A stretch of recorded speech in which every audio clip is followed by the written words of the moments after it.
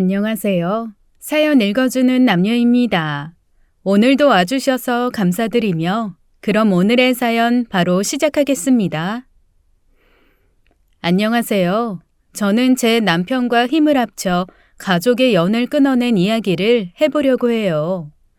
천류는 쉽게 끊어내지 못한다고들 하는데 저희는 쉽지는 않았습니다. 그래서 고민 끝에 서로의 천륜을 끊어내주기로 결심했죠. 아니, 천륜은 이미 끊겼는지도 모르겠습니다. 부모로서의 도리, 형제로서의 도리를 저버린 건 가족들이었으니까요. 저희 부부의 천륜 끊어내기는 엄마와 동생들 때문에 힘들어하는 저를 보며 남편이 결단을 내리면서 시작됐습니다. 할개우도 닭 잡는데 소 잡는 칼을 쓴다는 뜻이야. 앞으로 네 가족은 닭이고 난 칼을 휘두를 거야. 네가 진 소 잡는 칼을 휘두르지 마. 피는 내가 묻힐 테니까. 남편이 제 천륜을 끊어주겠다고 나선 거였죠. 저도 가만히 있을 수는 없었어요. 그럼 나도 할게. 자기는 가만히 보고만 있어. 아무것도 모르는 사람처럼. 어떻게 낳아주신 부모를 저버리느냐고 손가락질 할지도 모르겠지만 어릴 때부터 부모 형제에게 학대를 받고 자란 저희가 할 수 있는 단 하나의 선택이었습니다. 저만큼이나 억울하게 자라온 남편의 이야기부터 해야겠네요. 남편은 늘 2살 터울의 형에게 치여 살았어요. 형은 집안의 기대이자 기둥인 존재였습니다. 그렇다고 공부를 특별히 잘한다거나 머리가 뛰어나게 좋은 편도 아니었는데도 말이죠. 오히려 남편이 공부며 운동이며 두루두루 못하는 게 없는 편이었어요. 부모님의 본격적인 차별은 형과 남편의 초등학교를 다른 곳으로 보내면서 시작됐습니다. 형은 사립초등학교를, 남편은 집 근처 초등학교를 다니게 된 거예요. 형에게는 명품 책가방을 사줄 때 남편은 친척형이 물려준 가방을 들어야 했고, 형 몰래 형 책가방을 매봤던 날에는 그나마 있던 낡은 가방을 형이 가위로 조각조각 잘라내 다음날 비닐봉투에 책을 넣고 학교에 가야 했죠. 남편은 운동화를 사러 가서도 형보다 비싼 걸 고르면 바로 면박을 당했어요. 그때의 상처로 남편은 식당을 가도 쇼핑을 가도 가장 싼 걸 고르는 습관이 생겨버렸습니다. 맛있는 반찬에 손을 대면 식탐 부리지 말라며 젓가락으로 손등을 맞았고, 배가 고팠던 그 어린아이는 밤에 가족들이 잠들면 밥솥에 맨밥을 허겁지겁 손에 움켜쥐고는 화장실로 달려가 몰래 먹으며 허기를 달랬어요. 집에서 혼자 라면을 먹고 있으면 갈비 냄새를 풀풀 풍기며 가족들이 들어오는 건 일상이었죠.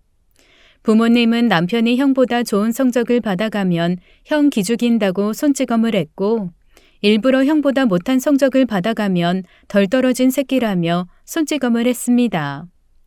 어느 장단에 춤을 춰야 할지 몰랐던 남편은 이러나 저러나 맞을 거 공부에 전념했어요.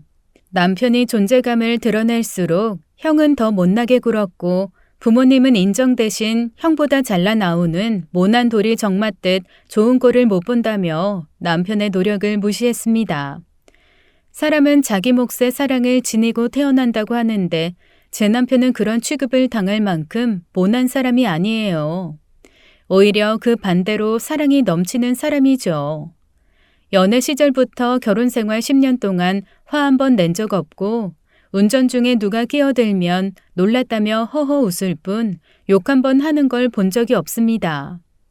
가까운 사람을 소중히 대하지 않았던 가족들을 보면서 자기는 나중에 가족이 생기면 봄을 다루듯 소중히 대해야겠다고 늘 다짐했던 사람입니다. 그런 남편이 왜 그런 고통을 겪어야 했는지 저는 지금도 모르겠어요. 하지만 남편은 현명하고 똑똑한 사람이었죠. 남편은 형에게 맞을 때마다 속으로 비웃으며 그 고통을 견뎠다고 합니다. 못난 사람이나 사람을 때리는 거야. 나는 형보다 잘난 사람이라 참는 거고. 절대 내가 약해서가 아니야. 그렇게 자기만의 방식으로 견뎌왔던 남편의 가슴에 대못이 박힌 날이 있었습니다. 남편이 잠든 줄 알고 부모님이 나눈 대화가 남편에게 큰 상처를 남긴 거였죠. 민석이 쟤는 자는 것도 어쩜 저렇게 꼴보기 싫은 거야? 뱃속에 있을 때부터 날 그렇게 힘들게 하더니 지금까지 내 발목을 잡네. 그때 당신 말대로 고아원에 버리고 오는 건데 내가 마음이 약해놔서. 남편 가족은 재혼 가정이었어요. 아버지는 형을, 어머니는 남편을 데리고 두 분이 재혼을 하신 거였어요. 물론 남편도 어릴 때부터 알고 있는 상황이었습니다. 하지만 낳아준 엄마가 자기를 고아원에 버리고 왔어야 했다고 후회까지 하는 줄은 몰랐던 거죠. 그러니까 내가 뭐라고 했어? 평생 짐이 될 거라고 했어? 안 했어? 저놈이 늘 우리 혁의 앞길을 막고 있잖아. 이 바퀴벌레같이 끈질긴 놈이야 아주. 어제도 봤지? 맞아도 잘못했다 소리 한 번을 안 하는 거. 천하의 쌍놈이라고. 남편은 그날 이후로 낮엔 학교에서 누구보다 열심히 공부를 했고 저녁엔 패스트푸드점에서 아르바이트를 해서 돈을 벌었습니다. 고시원 비용이라도 마련해 독립할 계획이었던 거죠. 그런데 독립을 코앞에 둔 어느 날 모아뒀던 돈이 감쪽같이 없어진 겁니다. 그리고 그날 밤 형이 명품 티셔츠를 입고 들어오는 걸 보며 범인을 알게 됐죠. 야, 최민석, 네가 사준 옷 어때? 잘 어울려? 고맙다. 잘 입을게. 형은 모아뒀던 3달치 고시원 비용을 고작 티셔츠 하나 사는데 다 써버린 것이었어요. 분통하고 억울해서 형에게 처음으로 달려들어 멱살을 잡고 주먹을 휘둘렀던 남편은 그날 경찰서를 가게 됐습니다. 다른 사람도 아닌 바로 어머니의 신고로 말이죠. 어머니는 기가 막히게도 경찰에게 남편을 소년원에 보내달라고 빌었어요. 정신머리 제대로 박힌 놈이라면 하늘 같은 형을 죽어라 때렸겠어요? 소년원이 사람 만들어주고 그런 데라면서요. 얘 제발 거기 좀 보내줘요. 내가 다 얘 생각하고 사랑해서 그러는 거예요. 내가 엄마라 잘 알아요. 이런 놈은 초장에 잡아야 된다니까요. 소년원으로 당장 보내줘요. 당장. 형에게 맞아 얼굴에 멍이 들고 입안이 터져 음식을 못 먹을 때도 신경을 안 썼던 엄마가 고래고래 소리를 지르며 소년원으로 보내달라고 하자 남편은 생각이 바뀌었습니다. 내가 왜 도망을 가? 누구 좋으라고? 바퀴벌레처럼 오래오래 버틸 거야. 이기는 사람이 살아남는 게 아니라 살아남는 사람이 이기는 거랬어. 어머니의 성화에 결국 경찰은 친족간 폭행으로 남편을 조사하기 시작했습니다. 그런데 금방 상황은 역전되고 말았어요. 남편이 경찰에게 부모님을 아동학대로 신고하겠다며 증거를 내민 거였죠. 남편은 어릴 때 뉴스에서 아동학대가 큰 범죄라는 사실을 알게 된 후부터 부모님과 형에게 폭행을 당할 때마다 다친 몸 사진을 남겨놨었어요. 폭행당할 때 상황을 촬영한 동영상이나 욕하고 때릴 때 녹음해둔 증거까지 있었죠. 남편이 그 증거들을 경찰 앞에서 하나하나 들려주고 보여주던 그때 아버지는 화를 못 참고 발길질을 했고 경찰은 수많은 증거들과 눈앞에서 펼쳐진 폭행에 분리 조치가 필요하다며 남편을 청소년 쉼터로 보냈고 아동학대에 대한 조사를 하기 시작했어요. 남편은 심리검사와 각종 정신과 상담을 진행했는데 심리상담가가 각서를 쓰라고 했습니다. 자살하지 않겠다는 각서였죠. 그 정도로 남편은 위태로운 상황이었어요. 남편은 각서를 쓰면서 정말로 죽지 않겠다고 다짐했습니다. 끝까지 살아남겠다고요. 다행히 쉼터는 지낼만 했어요. 참 아이러니하게도 남편은 청소년 쉼터에서 생활할 때 태어나 처음으로 행복을 느꼈습니다. 편하게 밥 먹을 수 있고 편하게 쉴 수 있고 욕하거나 때리는 사람도 없었으니까요. 본지 얼마 안 된 청소년 쉼터 소장님이 오히려 엄마보다 더 엄마 같았죠. 처음으로 꿈이 뭔지 물어봐준 어른이었거든요. 꿈이 뭐냐고 물으면 다들 당황하더라. 그래서 나는 이렇게 물어봐. 민석이는 어떤 일을 하면 행복할 것 같아? 그때 남편은 처음으로 꿈에 대해 생각했어요. 그러나 쉼터에 오기 전 동사무소에서 만난 공무원이 친절하고 자상했던 걸 떠올리며 자신처럼 어렵고 난처한 상황인 아이들을 돕는 공무원이 되고 싶다고 생각했죠. 저는 공무원이요. 힘든 사람들을 돕는 친절한 어른이 되고 싶어요. 화내지 않는 어른, 물어봐주는 어른, 아이들을 잘 챙겨주는 어른이 되고 싶어요. 남편은 부모님과 반대되는 어른이 되고 싶었습니다. 남편의 말에 쉼터 소장님은 21살까지 쉼터에 머물 수 있으니 그 전까지 필요한 지원을 해주겠다고 말씀하셨어요. 남편은 청소년 쉼터에 머물면서 열심히 미래를 준비하던 중 부모님의 소식을 전해 들었죠. 벌금형과 함께 접근 금지 처분이 내려져서 성인이 될 때까지는 안심해도 될 거라고요. 그 말에 남편은 안심했죠. 하지만 변수가 있었습니다. 형은 접근 금지 대상이 아니었던 거죠. 형은 남편이 다니는 학교로 친구들을 데리고 찾아와 폭행을 일삼았습니다. 명문 사립초등학교 나온 나랑 구석탱이 이름도 모르는 초등학교 나온 너랑 같아? 예전 같았으면 왕이랑 노비 같은 사이야. 그런데 감히 노비가 우리 아빠 엄마를 신고해? 벌금이 얼마가 나온 줄 알아? 돈 내놔. 당장 내놔. 너 때문에 나 학원도 못 다닌다고. 그렇게 사립초등학교를 나왔다는 자부심으로 기고만장했던 형은 사수 끝에 지방에 있는 국립대학교를 겨우 가놓고선 공무원 시험을 준비한다고 3년을 고시생으로 살았습니다. 그래놓고는 결국 김치공장 집 딸과 결혼해 김치공장 공장장 일을 하게 됐죠. 반면 남편은 쉼터에서 생활하며 아르바이트를 하면서도 늘 상위권을 놓치지 않았어요. 장학금을 주는 서울의 한 대학에 한 번에 입학했고 결국 7급 공무원이 됐습니다. 착하게 살면 다 돌아온다는 옛 조상들의 말은 틀리지 않았어요. 저 또한 그 말을 제 인생으로 증명해냈습니다.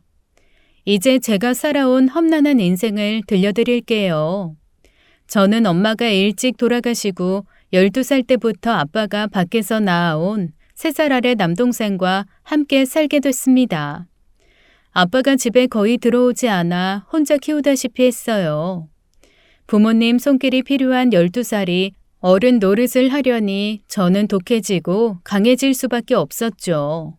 아빠가 주는 적은 생활비로 동생 밥 해먹이고 키우려고 별짓을 다 했습니다. 분리수거함을 뒤지거나 동네 고물상을 찾아가 동생이 입을 옷이나 신발을 구하다가 친구들에게 거질하며 놀림을 받기도 했어요. 문 닫는 식당을 찾아가 남는 반찬을 싸게 살 수 있는지 부탁했다가 재수 없다며 소금을 맞은 적도 있었죠. 배달은 동생이었지만 나라도 제대로 된 보호자가 돼야겠다는 마음에 힘든 줄도 몰랐어요. 핑계일 수도 있지만 공부를 제대로 할 수 있는 환경이 아니었습니다. 꿈이 뭔지 하고 싶은 게 뭔지 생각하는 건 제게 사치였어요. 고등학교만 졸업하면 숙식이 제공되는 집 근처 공장에 들어가 돈을 벌어야겠다는 생각을 했죠. 자식들을 외면하고 돌보지 않는 아빠가 미웠지만 저 아니면 동생을 돌봐줄 어른이 없었기에 아빠를 원망하기보단 살 길을 찾는 편이 좋겠다고 제 자신을 설득시켰죠. 그런데 결국 아빠를 원망하고 동생을 애지중지 키워온 저 자신까지 원망하는 날이 왔어요. 어느 날 오랜만에 집에 들어온 아빠가 저와 동생을 불러 앉힌 겁니다. 아이 원양 어선에서 밥 해줄 여자가 필요하다는데 야, 아무리 생각해도 혜진이 네가 딱이더라고. 그래서 내가 아주 어렵게 자리를 얻어냈다니까. 먹여주고 재워주고 바다 한가운데서 돈 쓸 일도 없고 말이야. 월급은 아빠 통장으로 받아서 잘 모아둘 테니까 1년만 다녀와. 저는 어린 딸을 돈벌이 수단으로 이용하려는 아빠에게 반발심이 들었습니다. 고등학교 졸업도 안 했는데 나더러 배를 타라는 거야? 어떤 아빠가 그래?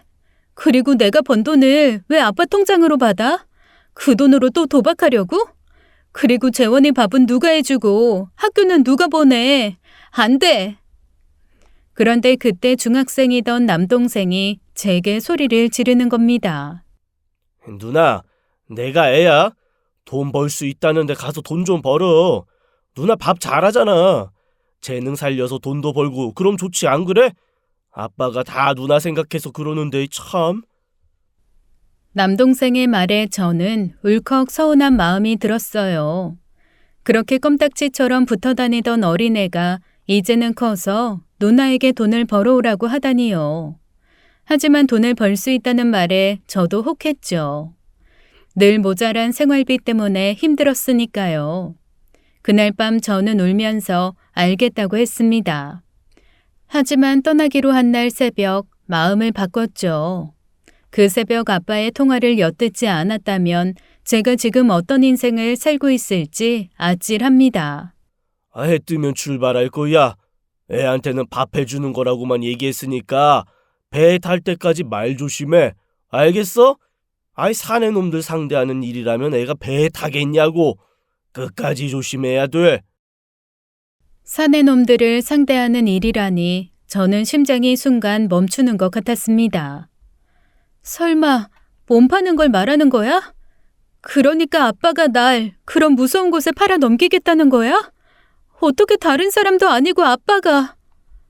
전 잠든 동생 방으로 갔습니다.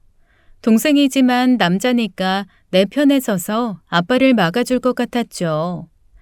재환아, 일어나 봐.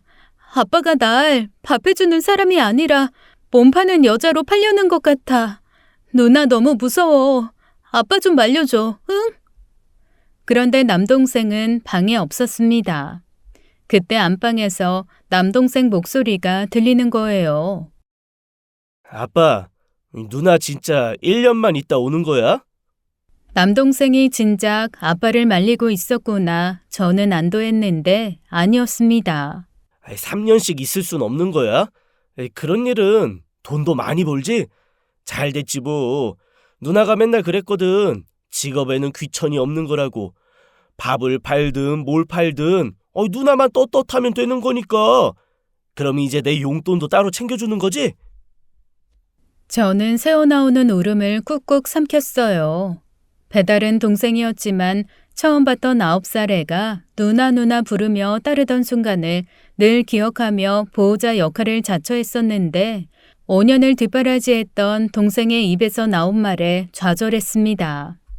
그리고 그날 처음 아빠가 저를 어떻게 생각하는지 알게 됐죠.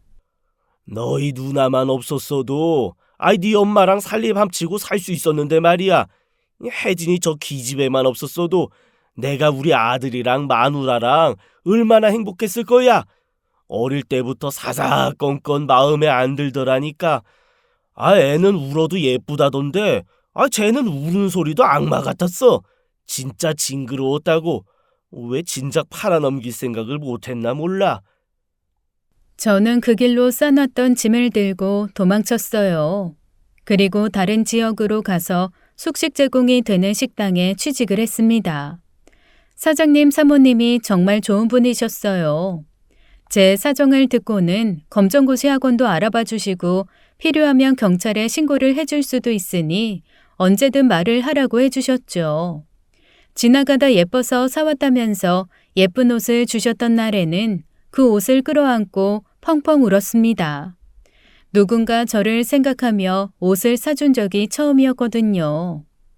남편이 쉼터에서 난생 처음 행복을 느꼈던 것처럼 저는 식당 3층에 딸린 작은 방에서 오로지 저만 생각할 수 있는 여유를 가지게 됐어요. 하지만 키운 정이 무섭다는 말이 뭔지 알겠더군요. 아직 어린 남동생이 어떻게 지내는지 궁금했던 저는 가끔 공중전화로 안부를 물었습니다. 남동생은 저를 원망하고 있었어요.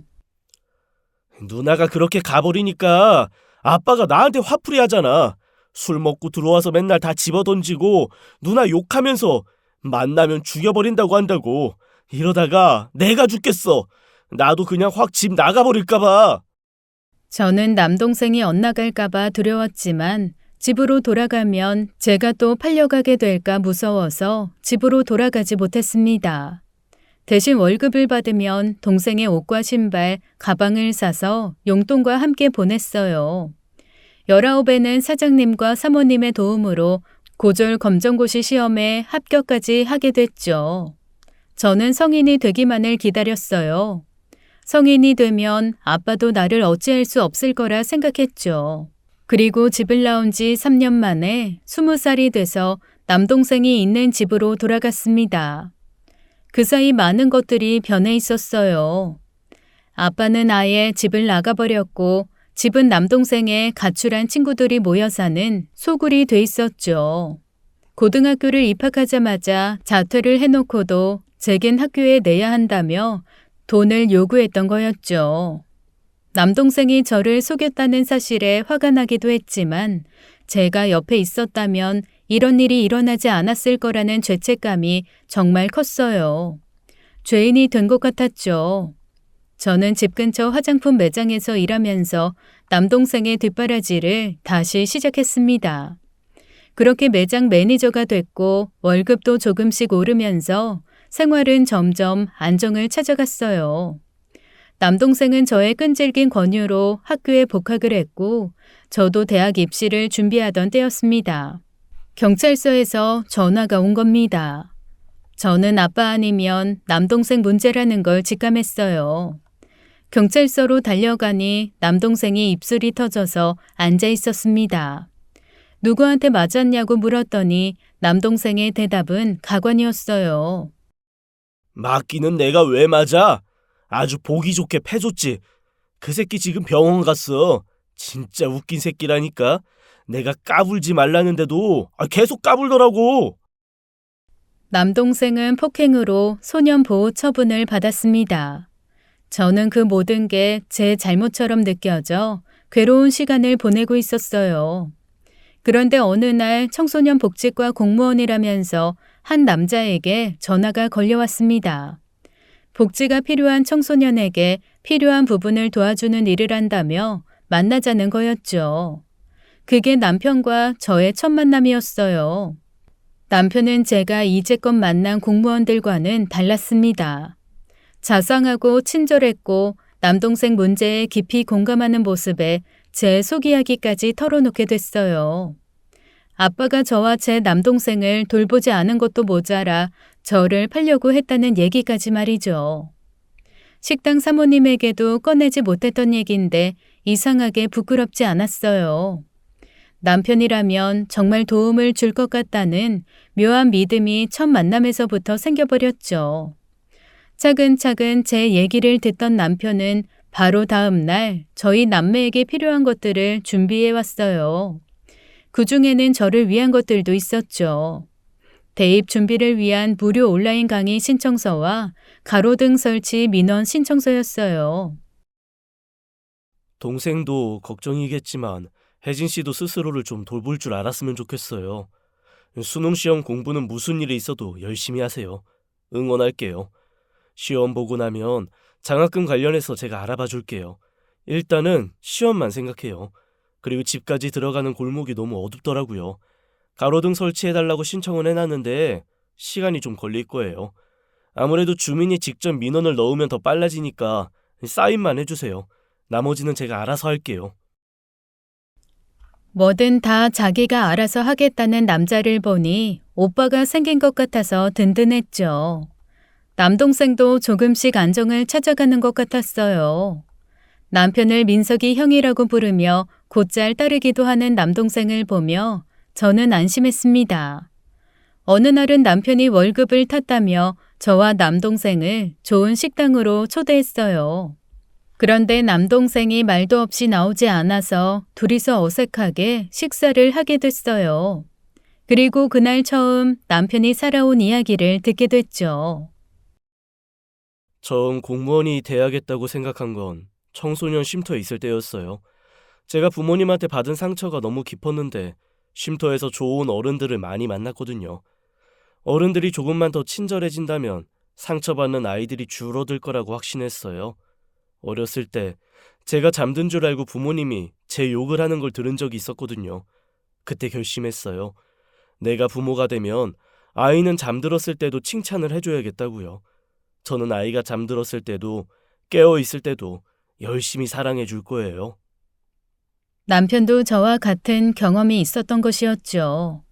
아빠가 남동생을 앞에 두고 제가 없었으면 행복했을 거라고 진작 팔았어야 했다는 말을 하는 걸 듣고 도망쳤던 저와는 달리 남편은 번듯한 공무원이 되는 걸로 복수를 한 셈이었어요.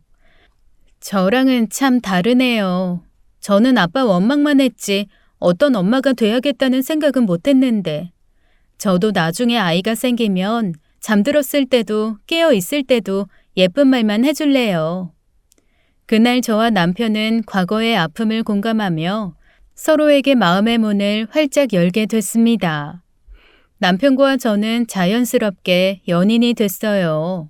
고졸 검정고시가 최종 학력인 보잘것없는 제가 번듯한 공무원을 만난다는 게 믿기지 않았죠. 고맙게도 남편은 저를 만날 수 있는 지금이 감사하다는 말을 달고 살았어요. 그렇게 남동생도 무사히 고등학교를 졸업하고 저도 전문대 화장품학과에 입학했습니다. 남동생은 대학은 됐고 취업을 나간다고는 했지만 길면 2달이라고 그만두기 바빴어요. 제가 대학을 졸업하고 취업할 때까지도 남동생은 변변한 직업이 없었죠. 남편과 결혼 얘기가 오가면서부터는 남편이 매형의 자격으로 여러 가지 조언을 했지만 남동생은 듣질 않았어요. 저는 혼자 남겨질 남동생을 생각하니 조바심이 났습니다. 재환아, 네가 독립을 해야 누나가 마음 편하게 결혼을 하지.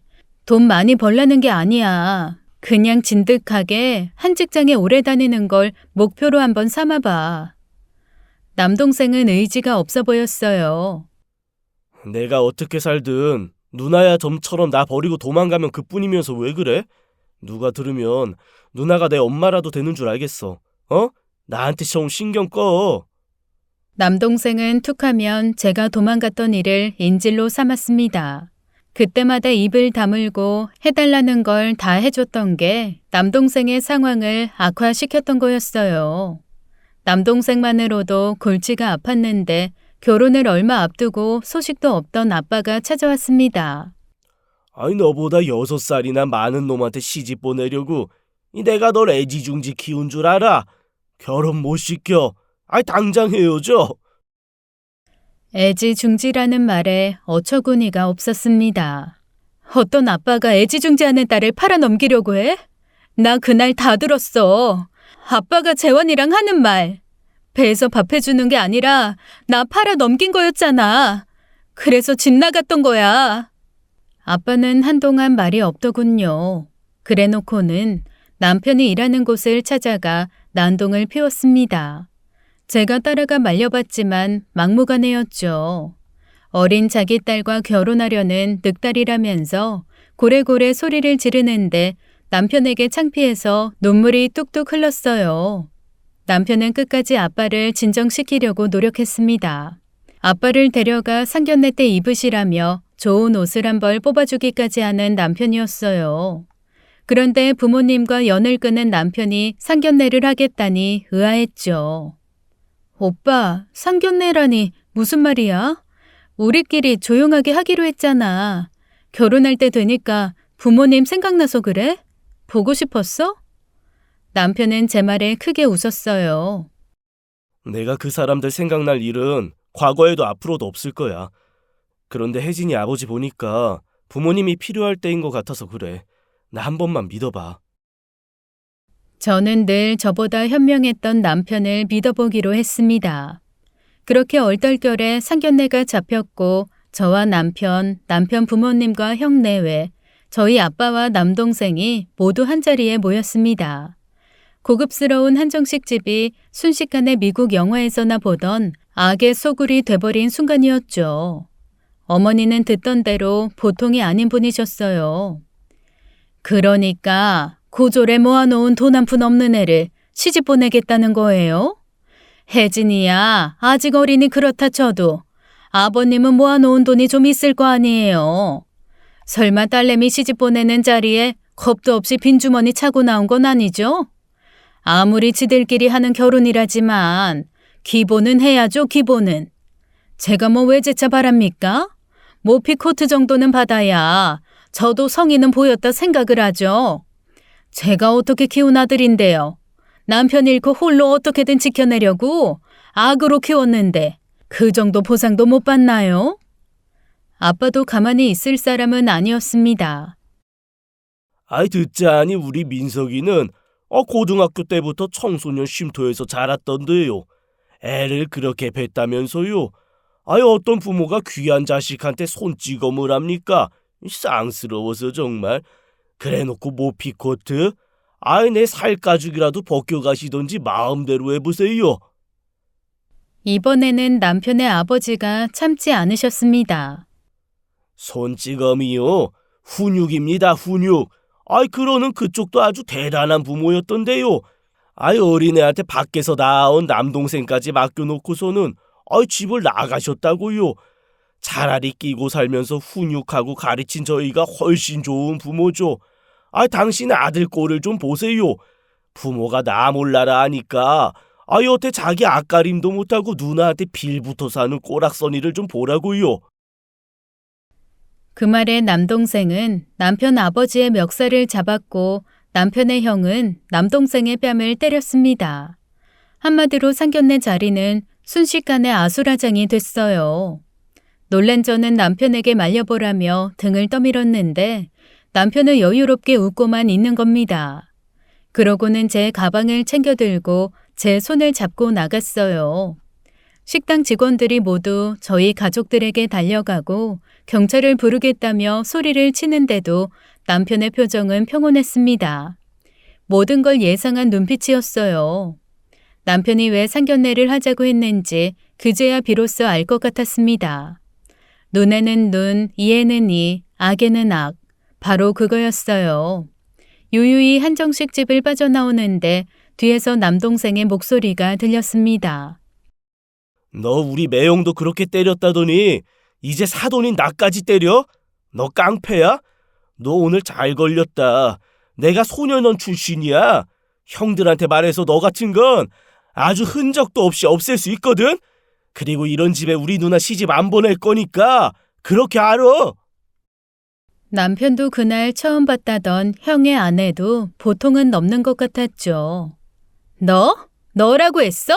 어디서 양아치 백수가 김치공장 공장장한테 반말짓거리야.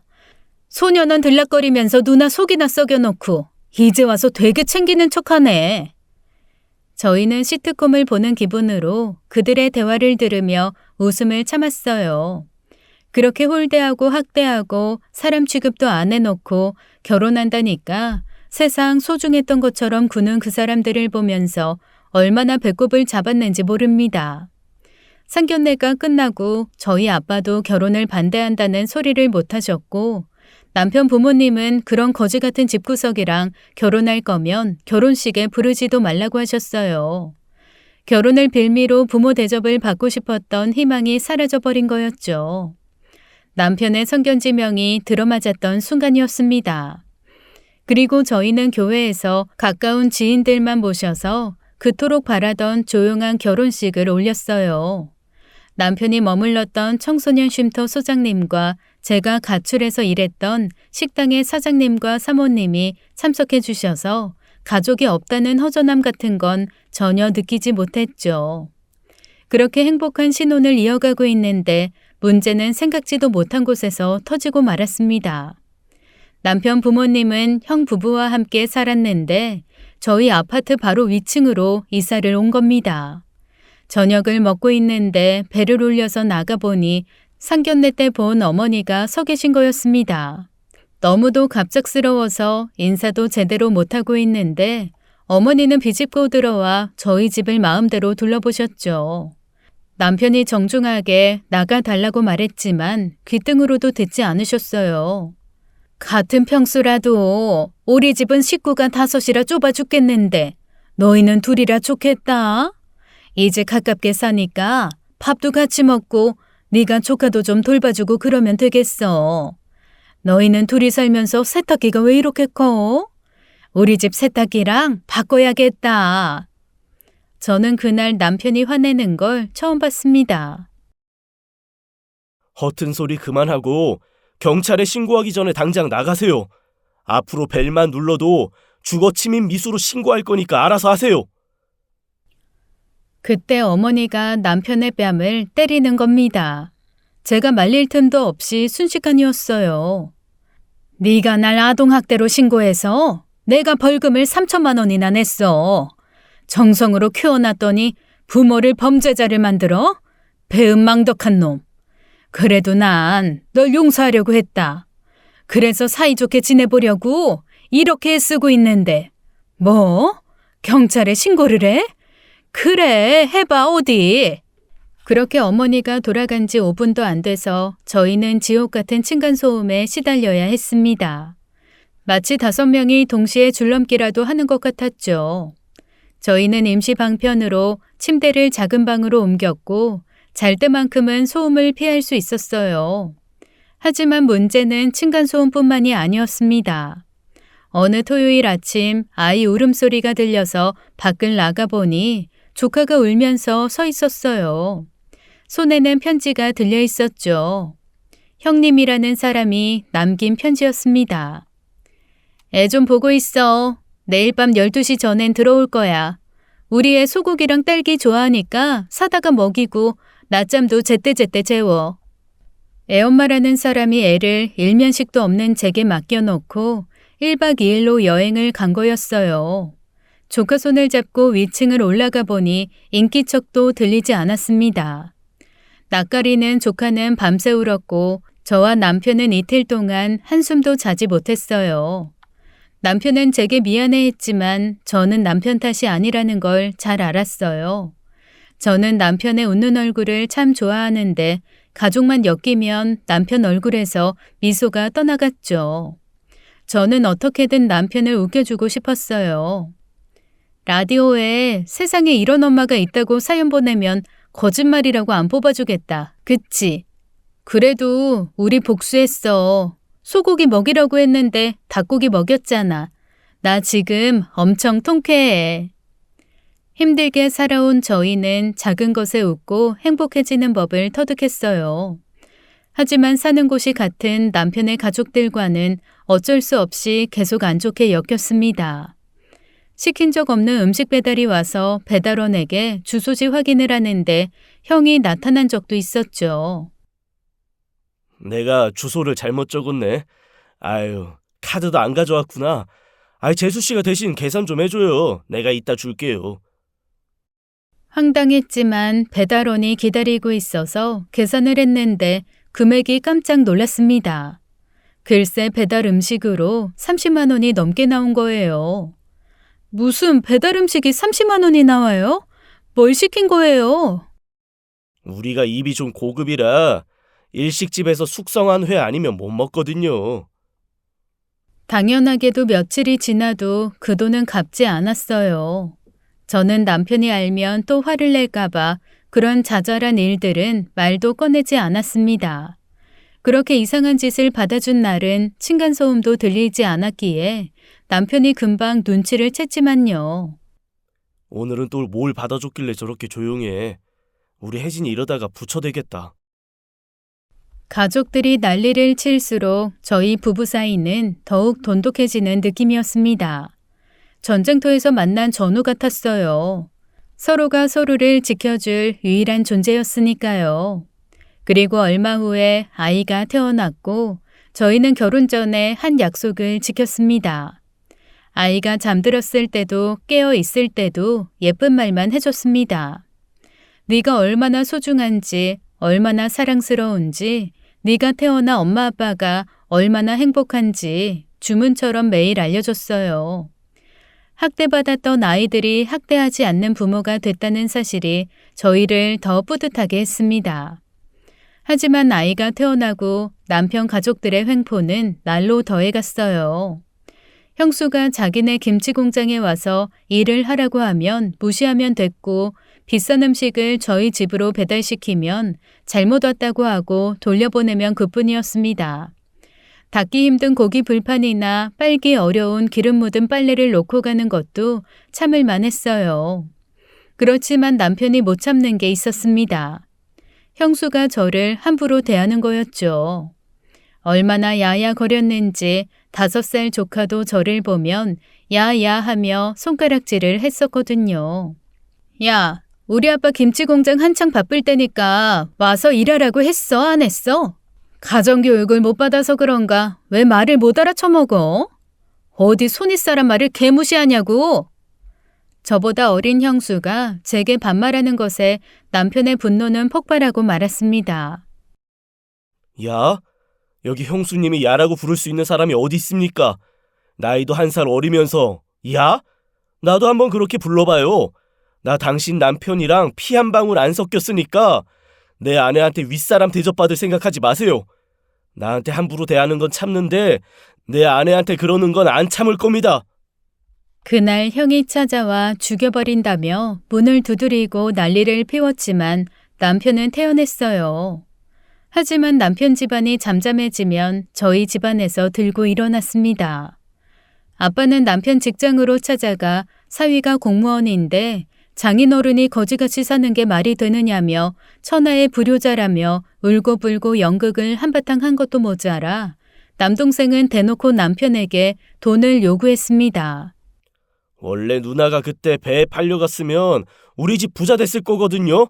그러니까 그 보상을 매형이 해줘야 되지 않겠어요? 그 사실을 알게 된 저는 처음으로 남편에게 죽고 싶다는 말을 했습니다. 정말이지 부끄러웠어요. 그때 남편이 제안을 하는 겁니다. 할개우도 닭 잡는데 소 잡는 칼을 쓴다는 뜻이야. 앞으로 네 가족은 닭이고 난 칼을 휘두를 거야. 네가 진 소 잡는 칼은 휘두르지 마.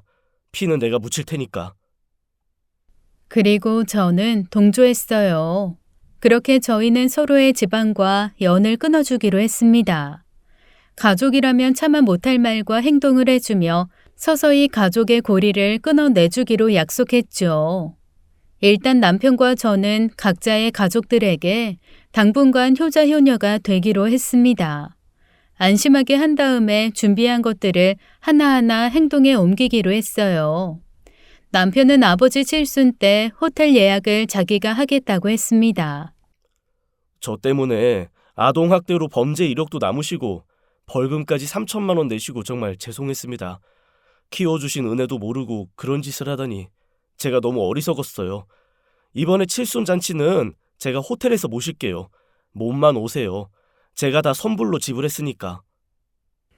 부모님과 형 내외는 갑작스러운 남편 태도 변화에 놀란 것도 잠시 호텔로 모신다는 말에 눈 돌아가는 소리가 들릴 정도였어요. 형이 처음으로 남편의 손을 다정하게 잡는 순간은 소름이 돋을 지경이었습니다. 네가 이제 정신을 차렸구나. 그래. 아이 그동안 못한 효도 이제 해야지. 우리가 어릴 때 많이 티격태격했지만 나이 드니까 형제만한 게 없더라. 우리 이제 잘 지내보자. 그럼 우리 준비할 게 없는 거지? 가증스러운 형의 미소에 남편도 뻔뻔하게 웃으며 몸만 오라고 했어요. 그리고 칠순잔치 당일이 됐죠. 부모님은 가족, 지인, 친척들을 모두 초대했는데 호텔에서는 그런 예약은 없다며 입구에서부터 받아주지 않아 손님들이 호텔 주변에 진을 치고 있었습니다. 당연한 결과였어요. 저희는 호텔을 예약한 적이 없었거든요. 모두들 우왕좌왕할 때 제가 앞에 나섰습니다. 남편과 약속한 타이밍이었어요. 부모 덕도 못 본 착한 아들이 호텔에서 칠순잔치 해준다고 하니까 넙죽넙죽 받아 드시는 그 꼴이 우스워서 제가 예약 취소했어요. 죄송하지만 모두 돌아가 주셔야겠네요. 칠순상 받을 생각이었다면 양심상 큰아들 사립초등학교 보내고 명품 책가방 사줄 때 우리 남편한테 최소한 얻어온 옷은 입히지 마셨어야죠. 남편이 학대당하면서 살기 힘들어서 독립하려고 열심히 모은 돈을 큰아들이 명품 티셔츠 사는데 썼으면 큰아들을 혼내셨어야죠. 결국 그렇게 차별하면서 키운 큰아들은 마누라네 김치 공장에서 일하는데 매일 때리고 굶기고 못된 말로 상처 입힌 우리 남편은 혼자 힘으로 공무원 됐네요. 기분이 어떠세요? 어머니 아버지, 저도 자식 낳아봤지만 아무리 생각해도 모르겠더라고요. 왜 그렇게 우리 남편을 미워했는지 말 좀 해보세요. 네? 아버지 친자식이 아니라서요? 손님들은 웅성대기 시작했습니다. 친아들이 아니라서 학대를 한 거냐, 그걸 친엄마가 모르는 척 했다는 거냐, 결국 김치 공장에서 일하려고 사립초등학교 간 거냐, 굶기고 때린 아들은 공무원이 되는 동안 김치 공장이라니 웃긴다. 손님들은 혐오스러운 얼굴로 남편 가족들을 훑어보다가 하나둘 자리를 뜨기 시작했어요. 형내외는 창피했는지 소리도 없이 사라졌고 어머니는 바닥에 주저앉아 며느리가 망신을 준다며 한탄을 했죠. 아버지는 그런 어머니에게 조용히 하라며 고개도 들지 못했어요. 남편은 끝까지 저와 짠 연기를 펼쳤습니다. 그래도 나한테 얼마나 소중한 분들인데 당신이 어떻게 이럴 수가 있어. 나는 아버지한테 매일 맞으면서도 고아원에 안 버려져서 얼마나 고마웠다고. 형한테 받은 건 조롱과 멸시밖에 없지만 그래도 형이 생겨서 얼마나 좋았는데 당신 설마 우리 형수님이 당신보다 어린데 야야 거리면서 반말하고 심부름 시켰다고 이러는 거야? 하늘 같은 형수님이 그럴 수도 있지. 듣다 못 참겠다며 아버지에게 삿대질을 하며 떠나는 손님에 어머니에게 그렇게 계속 나쁘게 살 거면 연락하지 말라며 화를 내는 손님까지 모든 게 저희 계획대로 됐습니다. 그리고 다음은 형 내외 차례였어요. 남편의 형수와 저는 휴대폰 기종이 똑같았는데 형수가 모르고 바꿔서 들고 간 적이 있었습니다. 그때 은실이라는 이름으로 전화가 계속 걸려오길래 친구분인가 보다 하면서 전화를 받았는데 남자 목소리였죠. 왜 이렇게 전화 안 받아? 남편한테는 뭐라고 둘러댔는지 궁금해서 전화했더니 나도 와이프한테 철저하게 둘러댔으니까 자기도 말 잘해. 한 달밖에 안 남았다. 우리 얼마 만에 놀러 가는 거야. 자기 결혼하고 처음이지? 옛날 생각난다. 놀란 저는 전화를 끊어버렸어요. 그리고 형내외가 휴대폰을 바꾸러 왔을 때 둘러댔죠. 형님, 전화가 온 것 같았는데 우리 애가 모르고 터치를 해서 받은 것 같아요.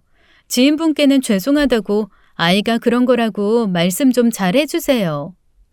통화 목록을 보던 형수의 얼굴이 사색이 되는 걸 남편이 바로 알아차렸어요. 은실이라고 저장된 사람 말이야.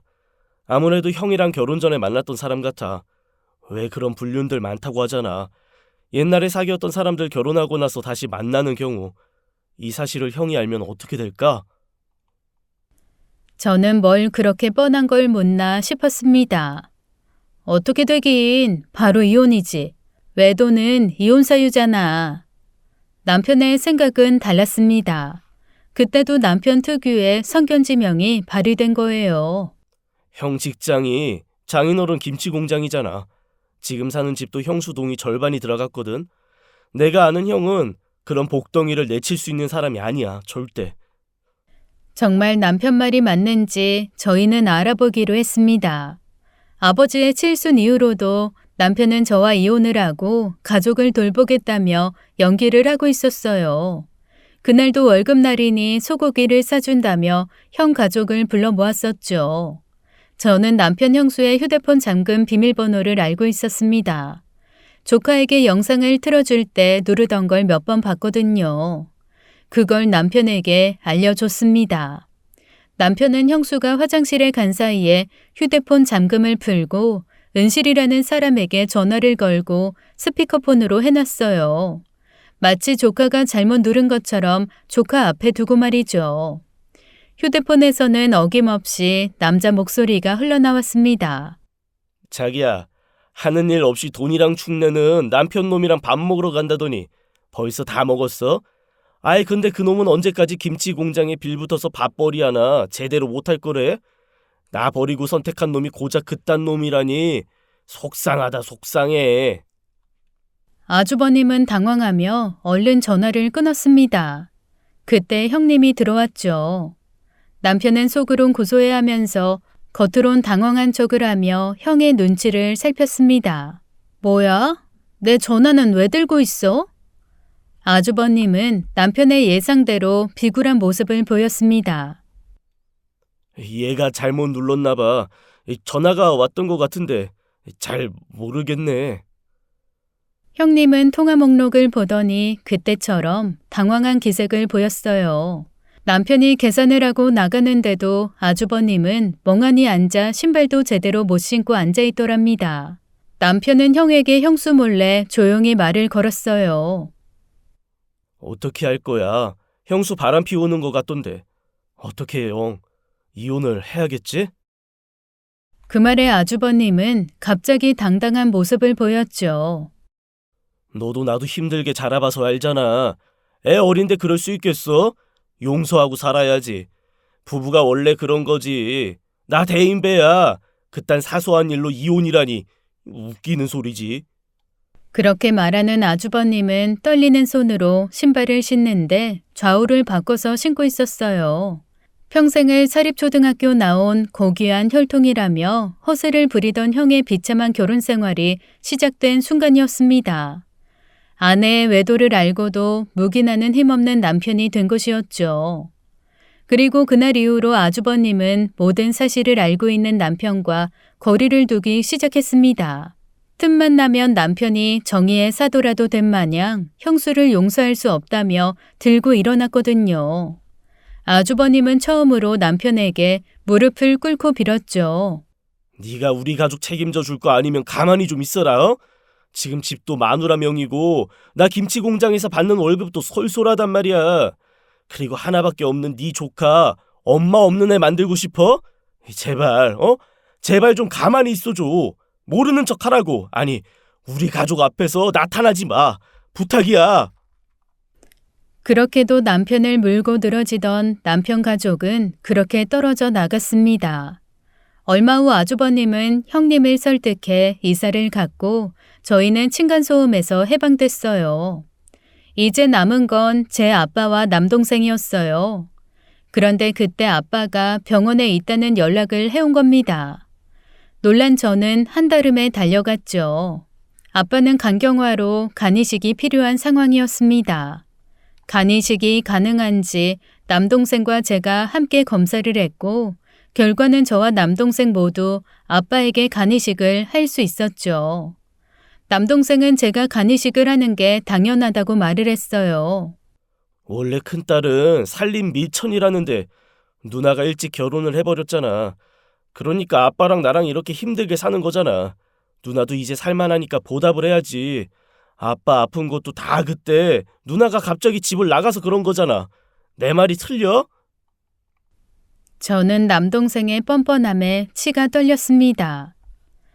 그럼 너는 그때 내가 배에 팔려가서 살았어야 했다는 거야? 정말 내가 그렇게 살길 바랬던 거야? 너 먹이고 입히려고 식당에 구걸하러 다니고 고물상에 네 옷 얻으러 다니다가 거지라고 놀림이나 받았어. 나는 찢어진 운동화 신어도 너는 새 운동화 신기려고 애를 썼다고. 나는 라면 먹어도 너는 고기 반찬 먹인 대가가 고작 이 정도니? 남동생은 눈 하나 꿈쩍 안 했습니다. 평소에 술을 많이 마셔서 아빠한테 자기 간을 줬다가는 아빠 더 일찍 죽을 거라고 했죠.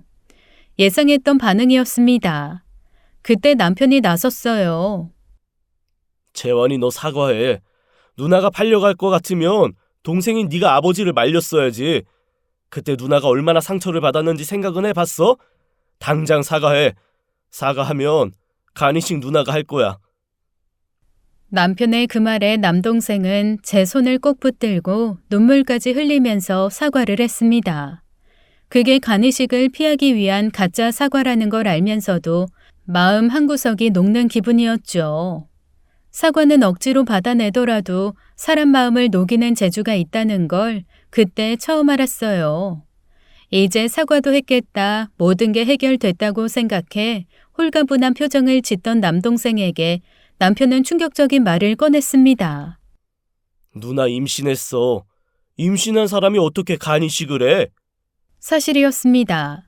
둘째 계획을 세우고 있던 저희는 간 검사를 하고 얼마 후에 아이가 생겼다는 걸 알게 됐죠. 남동생은 보이는 족족 걷어차며 난동을 부렸습니다. 결국 내가 하게 될 거 사과는 왜 하라고 한 거야? 누구 놀려?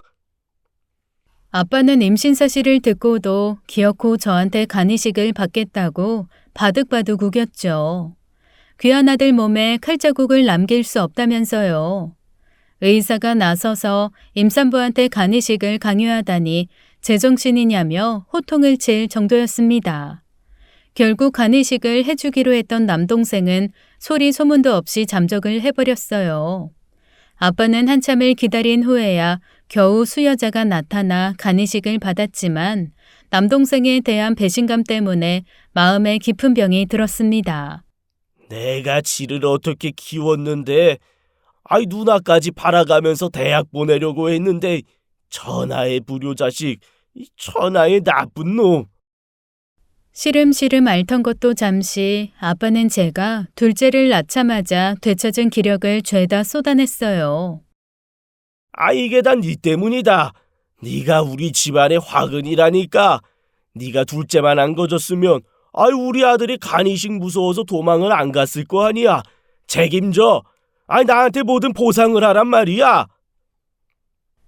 아빠가 돈을 내놓으라고 난리를 치던 그때 저는 남편의 지시대로 현금이 가득 든 가방을 아빠 앞에 내밀었습니다. 그리고 아이가 울어서 자리를 비웠죠. 남편의 예상대로 문소리가 나서 나가보니 돈가방도 아빠도 사라진 후였습니다. 이 사실을 남편에게 알렸어요. 남편은 곧바로 경찰에 신고를 했고 얼마 못 간 아빠는 경찰의 현행범으로 붙잡혔습니다. 경찰서에서 만난 아빠는 그 돈이 딸이 아빠한테 준 용돈이라고 바득바득 우겼죠. 남편은 경찰에게 간곡히 부탁했어요. 제 아내가 어릴 때 배 팔려고 했던 사람도 아빠라고 할 수 있습니까? 멀쩡한 아들 놔두고 임신한 아내한테 간이식 해달라고 조르는 사람이 아빠 맞냐고요. 그런 사람한테 그만한 용돈 드릴 일도 없고요. 그 돈은 제가 아내한테 그동안 아이 낳느라 고생해서 선물로 주려던 겁니다. 그러니까 저 사람은 아빠가 아니라 절도범인 거죠. 가족이라고 생각한 적 없는 사람입니다. 절차대로 신고하겠습니다. 결국 저희가 놓은 미끼를 문 아빠는 절도죄로 징역을 살게 됐습니다. 감히 천륜을 끊고도 홀가분했냐고요. 어떻게 들릴지 모르겠지만 저희 부부는 진정한 행복을 찾았어요. 불행해질 게 분명한데도 부모라서 형제라서 참는 바보 같은 짓을 다신 하지 않기로 했죠. 천륜이라는 말 따위에 연연하지 않으니 더욱 소중한 것들이 보였습니다. 남편이 머물던 청소년 쉼터 소장님은 제가 둘째를 낳자 산후조리를 도와주셨고 제가 일했던 식당의 사장님 내외부는 저희 가족과 여름 휴가를 함께 떠나는 가족이 됐거든요. 새로운 가족은 얼마든지 만들 수 있다는 걸 저희는 천륜을 저버리고 나서 깨달았습니다. 그리고 같은 상처를 저희 아이들에게 물려주지 않으려고 지금도 아이들이 잠들었을 때나 깨어있을 때나 예쁘고 사랑스러운 말들만 골라서 들려주고 있답니다. 지금까지 사연 읽어주는 남녀였습니다. 끝까지 시청해주신 여러분 감사드리며 저희는 다음 사연으로 돌아올게요. 감사합니다.